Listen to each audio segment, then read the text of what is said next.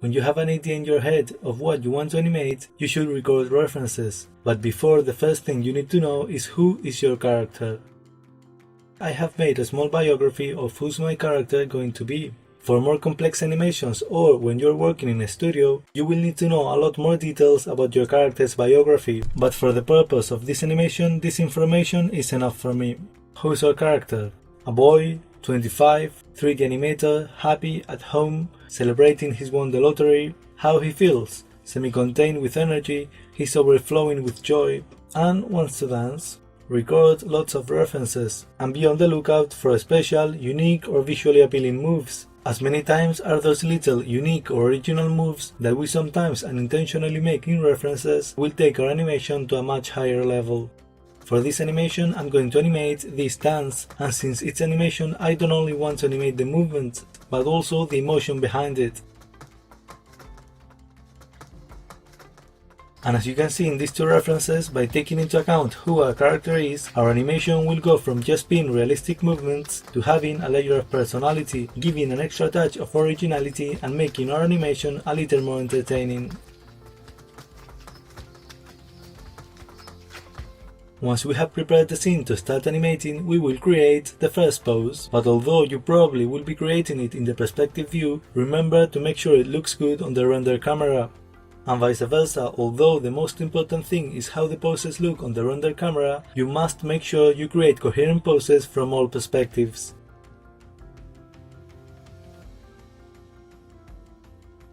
As you can see, the first pose is very similar to the one in the reference. You can see how the hips and the torso are rotated in opposite directions. But you can also see how I made small modifications in the positions of the arms and the raised leg so that the pose is a little more dynamic and stylized. Creating the main poses, the things that you will modify more often in relation to the reference will be the silhouette and the line of action, since for example many times in our references we will not be moving, leaving a minimum space between the arm and the body so that the silhouette is clean. Neither we will worry about how fluid and beautiful the curve of the contour of our body is. Neither we will exaggerate our line of action while moving. That's why we will have to pay close attention to improve them and to exaggerate them in the poses that we create.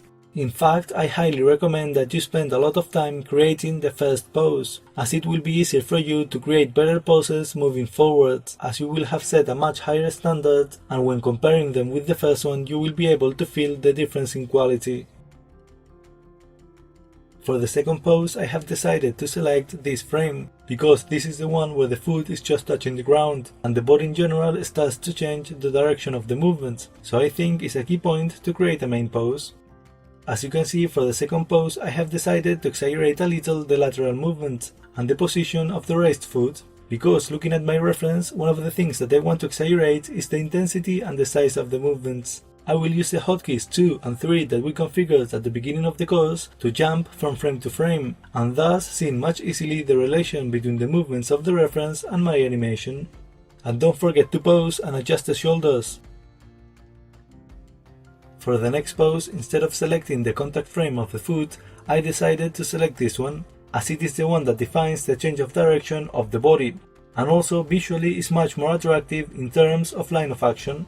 As I have already mentioned, you will have to show your first animation pass to your supervisor or animation director, so you will have to show them the potential of your animation, not just the extremes of the movements. So in this pass, although it's obviously very important to define the movements by creating a pose in the extremes, sometimes you will have to decide to create a pose several frames after or before the extremes in order to establish a more dynamic pose, either because it has a nicer line of action or any other reason. As you can see, I have also exaggerated the position of the foot in relation to the body to give more intensity to the animation, because the more I exaggerate the size of the movements, the faster they will be. And another thing that I also adjusted is this arm. In the reference you can see how it goes down on the screen. However, in the pose that I created it goes up very slightly, and I do that because I want to exaggerate the pose and make it more dynamic, more intense. I want to exaggerate the emotion of the character.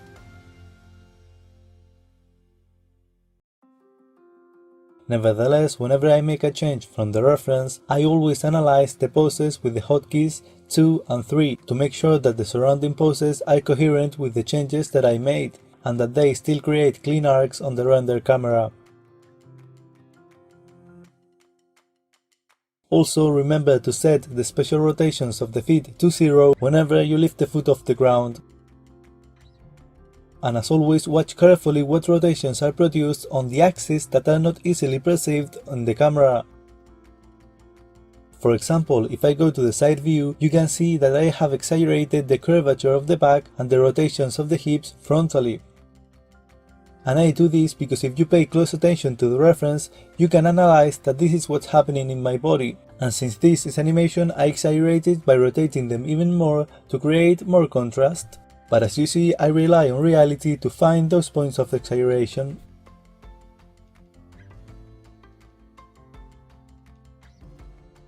And whenever I pose the hips in the blocking, I do it with the central control instead of the individual hip controls. Not because this is the only correct way to do it, but personally I prefer to pose them this way and then adjust the torso position, as I feel that this usually gives me better lines of action, easier, and in general makes the movements more believable.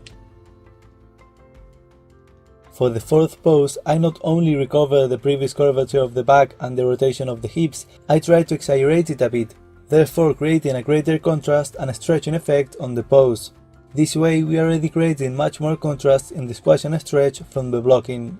I have also exaggerated the lateral rotations of the torso to create more contrast between poses. And as you can see, in this case I didn't select the frame where the foot contacts the ground either, but instead I chose the next frame, because that's when the hips finish the movement, and also the arms just start slowing before changing direction, so in general I think this pose will better define the character's movement. As you can see, I have also modified the arms a little bit, exaggerating the height of one and separating the other one from the silhouette. This is basically for aesthetic reasons, as I know that I want to make a more intense animation than my reference, and therefore I know that I want to create bigger movements. And the other arm I separated to try to leave the silhouette as clean and as clear as possible. And finally I have modified the position of the foot to make the movements a bit bigger and make the silhouette a bit cleaner. For the fifth pose, I decided to use this frame, as it is the frame in which the hips and several parts of the body just start changing direction.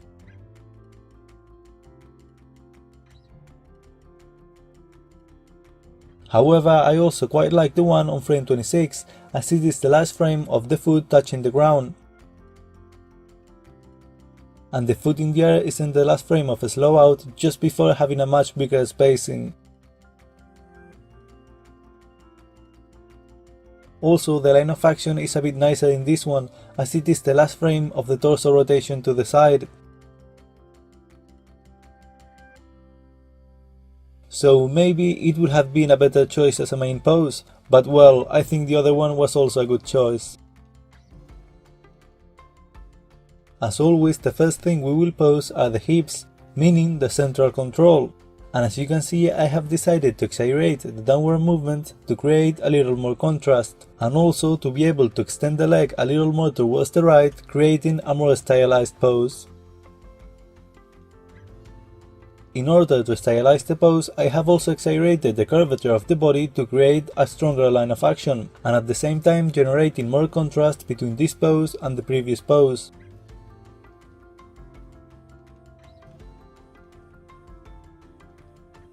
And as you can see, I have also slightly separated the arms from the body to keep a cleaner silhouette. And since this pose is perfect to exaggerate the squash, since it is the extreme low point of the movement, I exaggerated the frontal rotations of the torso and hips to create even more contrast.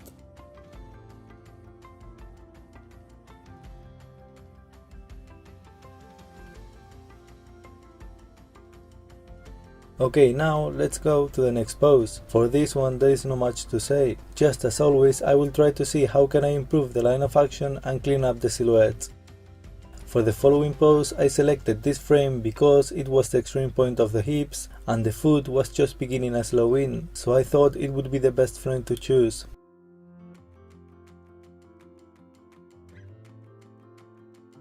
although I also like quite a lot the one on frame 36, but oh well, the one that I chose was this one.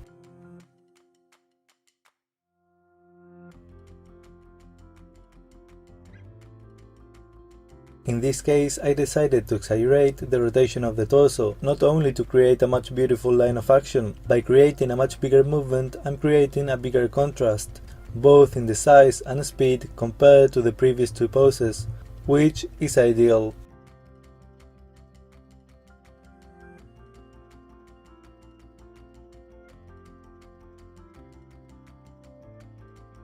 And as you can see, to be consistent with the exaggeration, I also exaggerated the height of the raised leg, which in return helped us create a better line of action.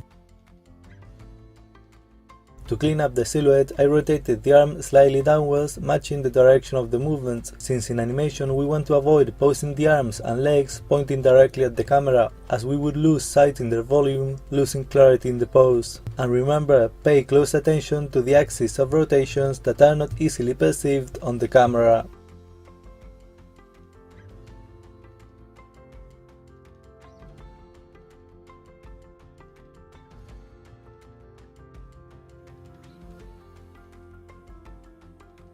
In this pose, I have exaggerated the line of action a little more, moving the supporting foot a bit more to the right.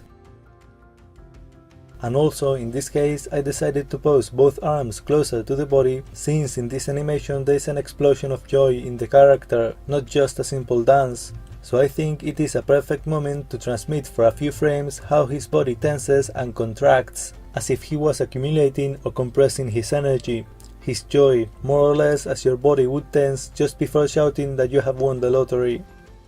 In this way, we'll create a small section where we would keep the movements of the character a little more contained, which will allow us to generate much more contrast when we make his movements much larger and explosive.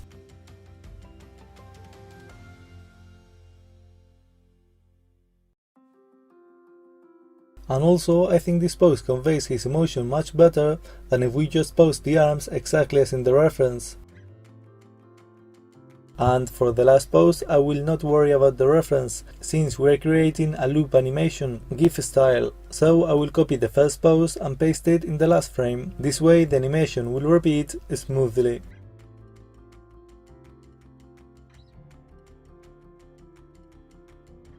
As you can see, since there is a lot of movements in this animation and the character fists are closed all the time, I have only created one pose for them, and the same for the face. For the purpose of this animation, one pose will be enough.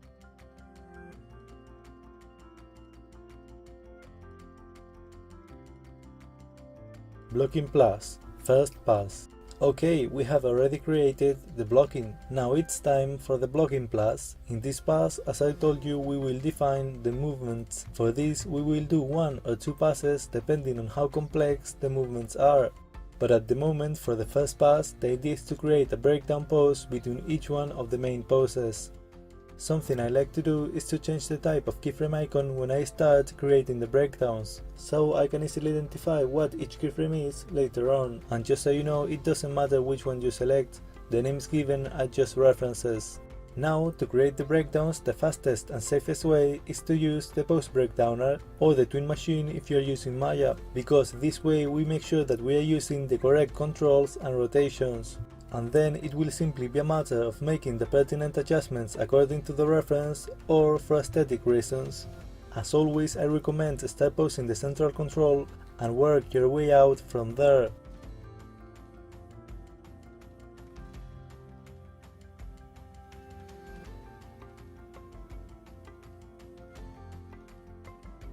Try to exaggerate the overlap so that if, for example, it's the torso leading the movements, do not copy it exactly as you see it in the reference. Exaggerate that torso leadership in the movement to make the overlap more evident. Or vice versa, if the torso drags a little from pose to pose, exaggerate that drag to create a bigger overlap.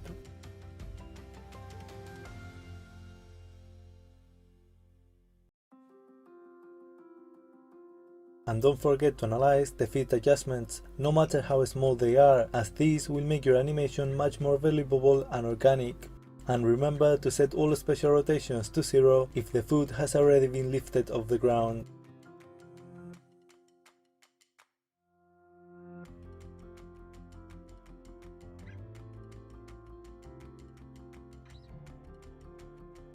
Other important factors that many people tend to forget are the shoulders, because as their movements are minimal, they tend to leave them as the breakdowner poses them, but you can create a much better overlap and intensity in the movements if you give them the attention they deserve.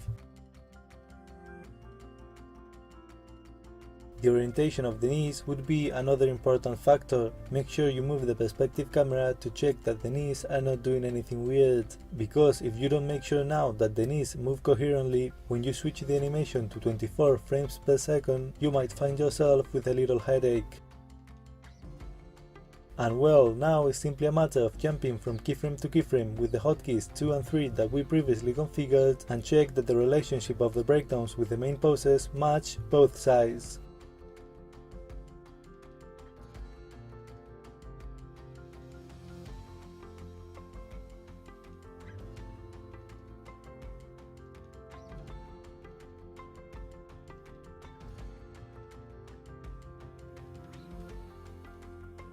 When you are in doubt and you don't know which keyframe to select to create the breakdown, observe which one is the one that best represents the arcs or change of direction of the central control, and the arcs created by the joints. In short, try to find which pose gives the most information about the movements.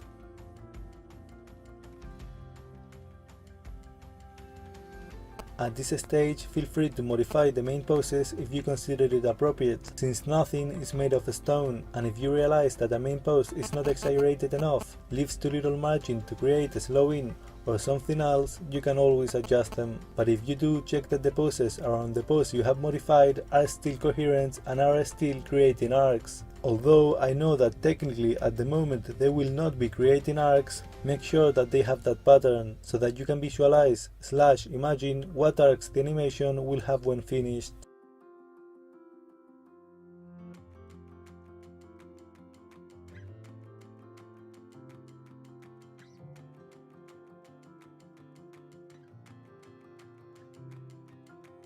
And as always, check your poses from different perspectives to make sure that you're creating a coherent 3D animation, and that it doesn't just look good from the render camera, because when you switch the animation to 24 frames per second, all of those unadjusted errors will become evident, and believe me, it is much easier to clean up your animation now than later.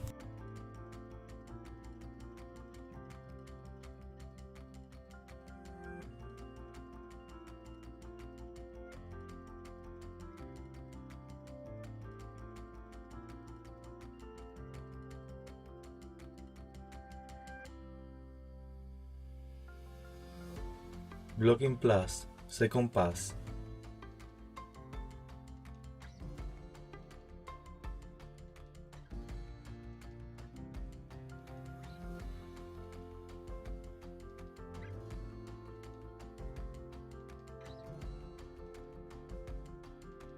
As you can see, for the second pass I have also changed the timeline symbols to know later on which ones are the second pass keyframes. In this pass I will do the same as in the first pass. Basically, I will create the remaining poses that I think are necessary to finish to define the movements. In this phase it's very important that you pay close attention to every little detail, like the overlap of the head, the small hip rotations, or if there is a squash and stretch in any part of the body, because in this phase, since we will also use the breakdowner, it is very easily to blindly trust it and think that the pose that the breakdowner gives us is good enough. But keep in mind that all those tiny details, even if they only make a rotation start a frame earlier, or that the torso stretches slightly just before squashing again, or a subtle overlap on the head, those tiny details will make your animation much better, making your animation much more realistic and believable.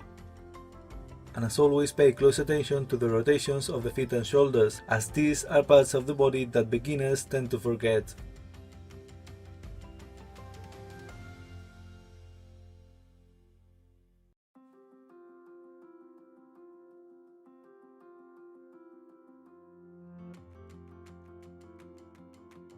In this pass, you could also create some squash and stretch in the body of the character, although we could also do it as well in the next phase.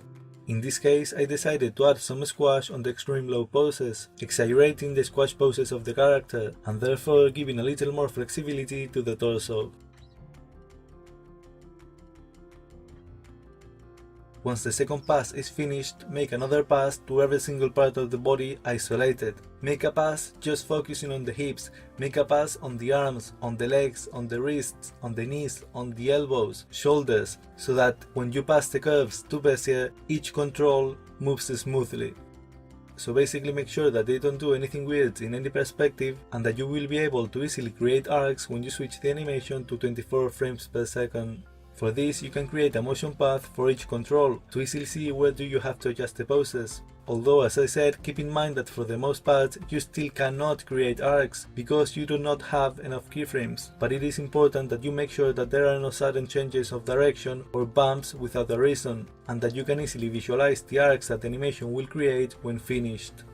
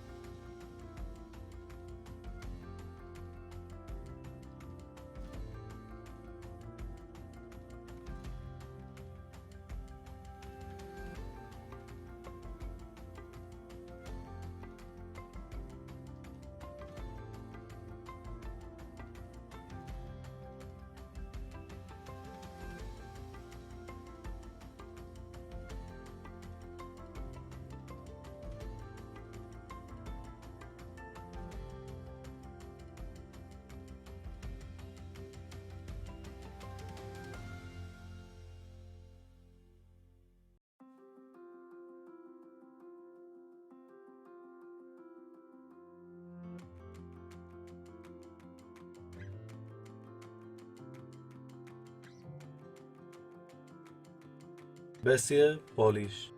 Now it's time to convert the curves to Bezier splines if you're using Maya, so we will convert all the keyframes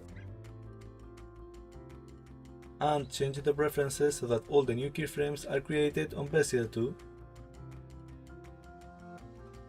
Depending on how much time you have dedicated to create a good blocking plus, this phase will take you more or less time. In fact, there are animators who directly call this phase polish, since the adjustments they have to make are very small.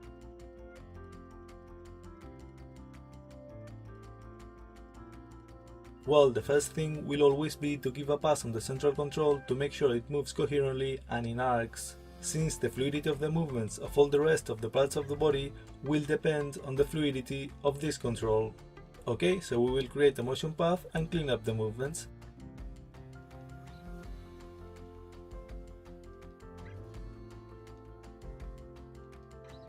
As you can see, there are some parts where I exaggerate the height a little more, and this is because now that I have passed the animation to Bezier, I feel it lacks a bit of up and down movements, and in the same way, if I feel that I can exaggerate some other parts to create bigger or more defined arcs, I will exaggerate them, always making sure it doesn't break the credibility or intention of the animation. When you polish the central controls, make sure that the up and downs are coherent with when the foot is planted, since although in many occasions a planted foot will not mean a change in direction of the central control, it will definitely affect the speed. In other words, it's spacing. So analyze it frame by frame in the graph editor to make sure that each step or impact is reflected, even if it is very subtle, in the central control.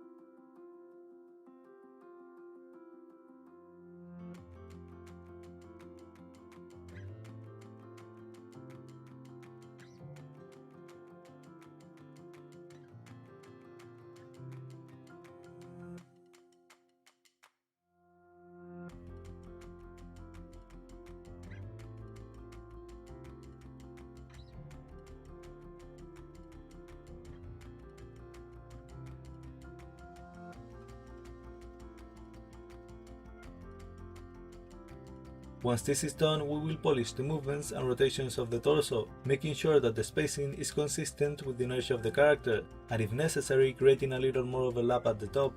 Like for example, when the character stops a movement abruptly, exaggerate the whip effect of the torso, or create a bit more drag on the torso when the body makes fast movements. As many times in blocking, we tend to be a bit more conservative about exaggerating the overlap of the torso, so now is a good time to explore, always remembering the intention of the animation, and making sure that it remains consistent with the inertia of the character.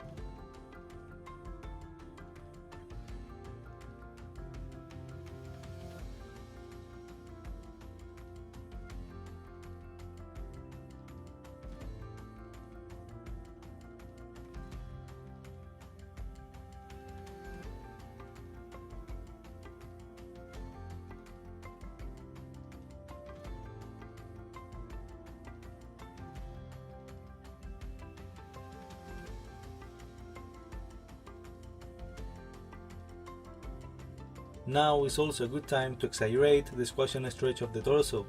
I already did it in the previous phase, however now is the time to clean up the graph editor curves that represent the squash and stretch to make sure they are fluid. And also in addition, you could add small squashes on the torso every time the character's body stops a downward movement, meaning every time the character plants a foot, I would create a small squash, and depending on the level of intensity of the stop, this squash would be bigger or smaller.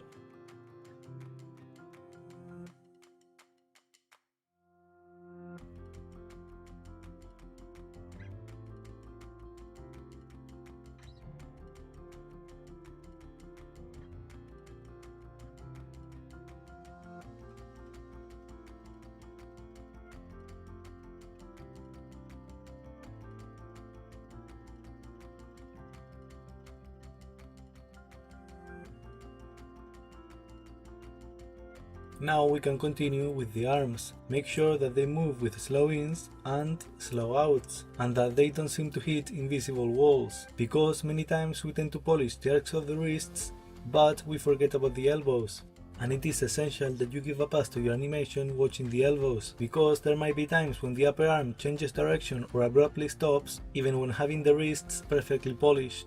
So we must analyze our animation from all perspectives to ensure that the movements of the arms are fluid in all three dimensions, and that they bend and straighten coherently with the direction of the inertia.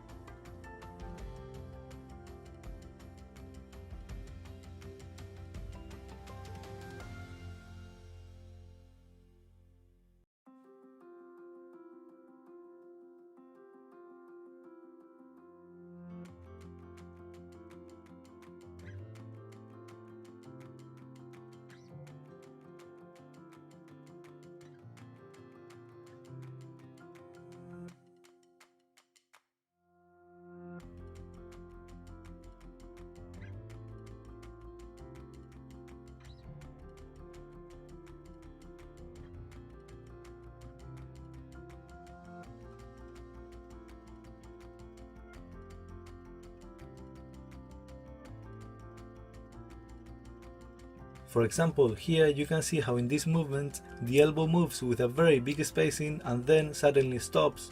We have to make sure that the 3 axes of rotations of the arms have the respective slow in and slow outs, and the best way to analyze that is paying close attention to the elbow.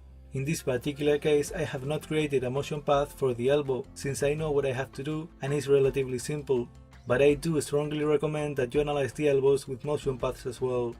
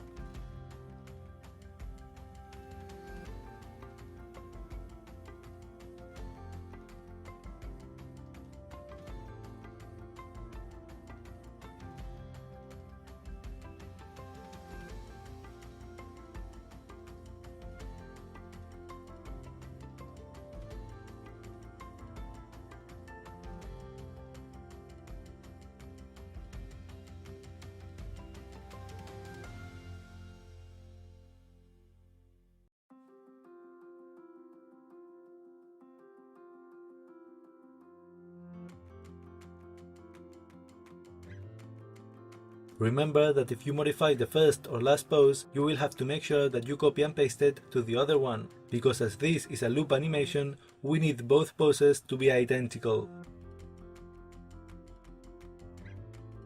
For example here, although from the front view it seems that everything moves correctly and the wrist makes good arcs, the movement of the upper arm is not coherent, since in the middle of the movement backwards it moves forward for a few frames, and then backwards again.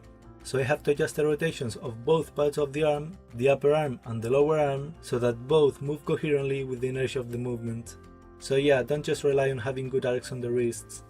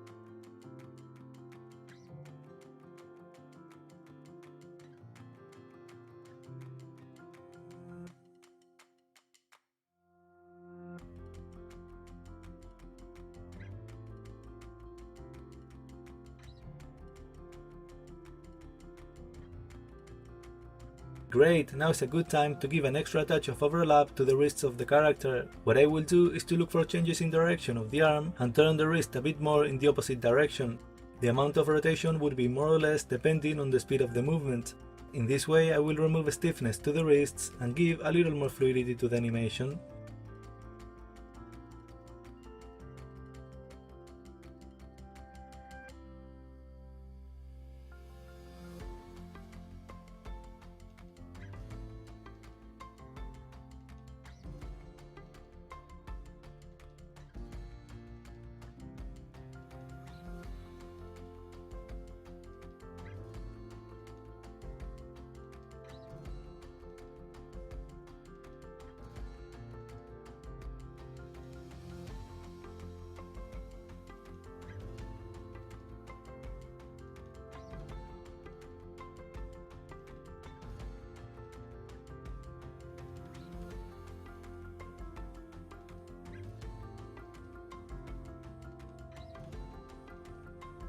Next, we'll polish the shoulders, making sure that there are no pops and exaggerating where we think we can exaggerate.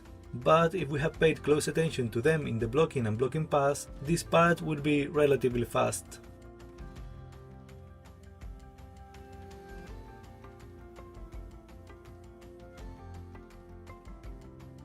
Now I will move on to polish the head and neck. For the neck, I will simply make sure that there are no pops and that it doesn't do anything weird.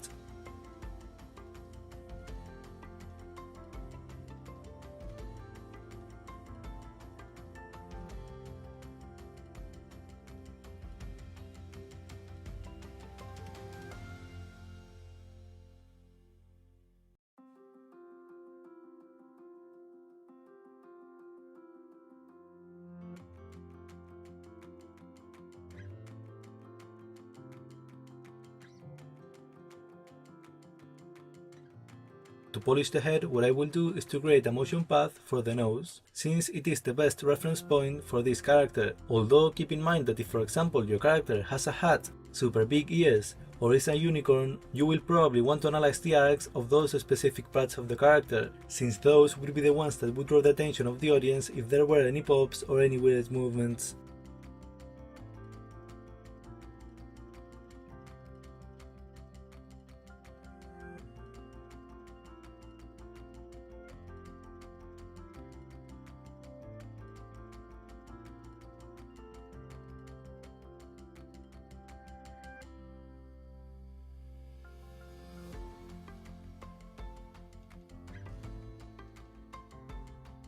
And since for this animation it has not been necessary to create animation in the face or fingers, and I have created only one pose since the fists are closed all the time, and the facial features are not affected by the movements since they are not relaxed but tense and contracted, only the legs remain to be polished. But first, I recommend you to explore a little if you want to give a little more elasticity to the body of the character. Using one of the independent controls of the hips, you can give an extra touch of fluidity to your animation, exaggerating the squash and stretch of the body, meaning just after the foot touches the ground, what I will do is to raise the independent control of the hips to emphasize the hit, giving to the hips a subtle bounce effect. This way we will not only exaggerate the squash and stretch, but give a subtle cartoony effect to your animation.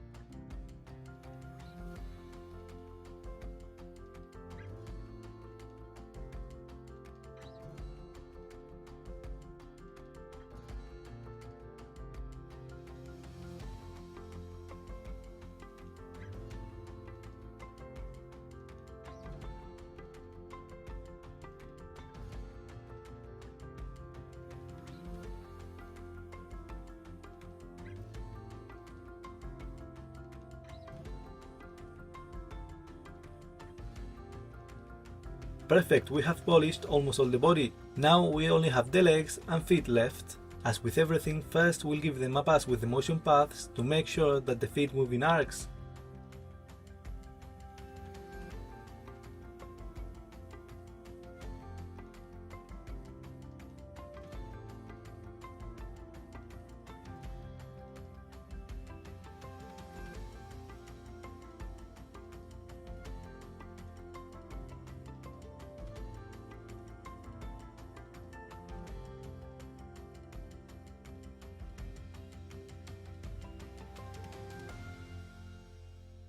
Keep adjusting the knees accordingly if you see that the orientation control is in a strange point, causing them to rotate too much or do strange things.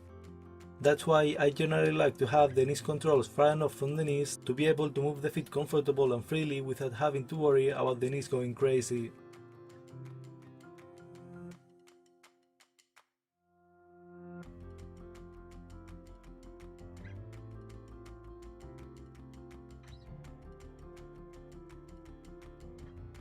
Perfect, now that the arcs are quite polished, I'm going to make sure that the feet come in and out of the poses smoothly, aka no pops and good slow outs and slow ins, checking that the rotations are smooth and making sure that once they get off the ground the special rotations are set to 0 and I'm just posing the foot with the general rotations.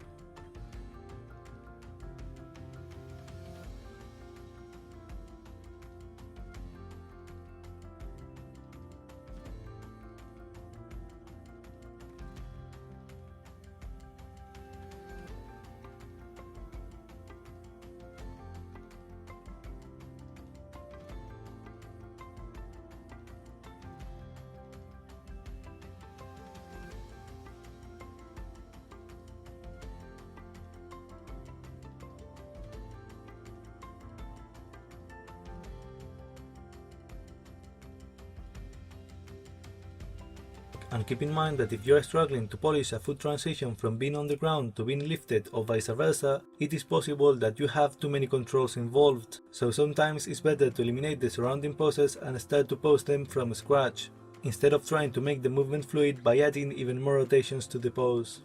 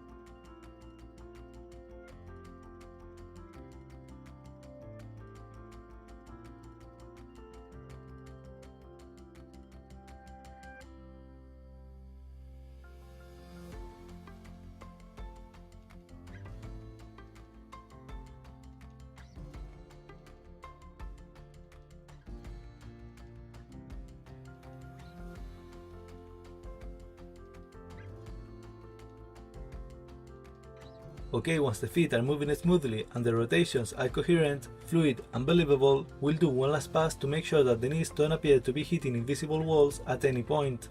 This can happen when the leg bends or straightens, so frame by frame we'll make sure that the knees have their corresponding slow outs and slow ins throughout the animation.